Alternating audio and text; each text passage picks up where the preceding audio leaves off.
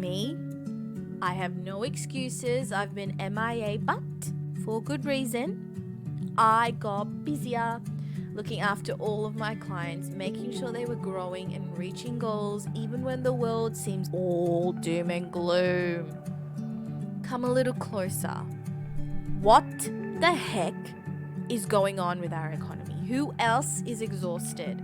From COVID to Russia and the Ukraine, property builders disappearing, RBA and their trigger fingers with the interest rates. I'm nearly paying $3 for my peanut M&Ms and getting half the amount. Everyone has an explanation of what's happening. Even the dude running RBA had an opinion, but look where he is now. Let me try and sum it up, at least from my perspective. The big risk in the Australian economy right now is the rising rates that could crush our economy, sending us into a recession. A recession is a period where the economy essentially shrinks, so there's less income than in the past.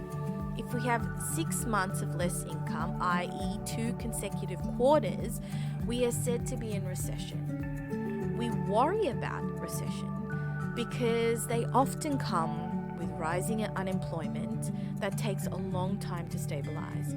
Large, long recessions are bad for people's well-being. Businesses fail, people lose their jobs, people lose their homes, mental health suffers, and families break apart. We had a small recession during the pandemic, and the economy recovered very quickly from that thanks to abundant government spending. At the time, though, inflation was low, so the government spending wasn't counterproductive. In our current circumstances, it could be. If we look at inflation as an indicator of cost of living, it struck an all-time high. In order to combat inflation, Economics 101 tells us to increase interest rates. Why? Rising mortgage repayments leaves a lot less for groceries, home repairs, petrol, going out for dinner, and that's the point.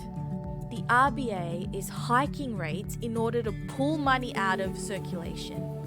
If people aren't spending at the shops, it's harder for business owners to raise prices.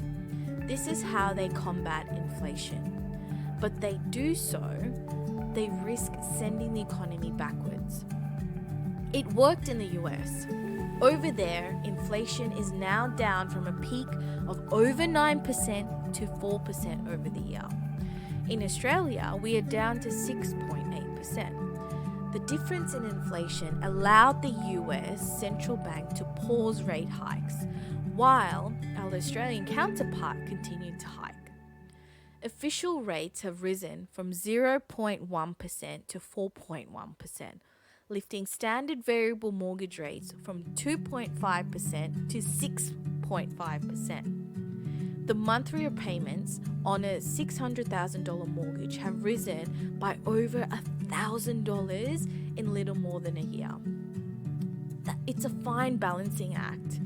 The economy is made up of spending by government, businesses, and households. Household spending is the largest part. If it crashes, a recession becomes likely. The RBA forecasts inflation next year of 3.6%. As we have all learnt, the economy is ever changing. We need to stay on top of how we live, spend, and thrive. Speaking to an advisor, you talk it through. Even when the world seems doom and gloom, there is always a fix. And there's always a plan B. You just need to be aware of it. Connect with us today.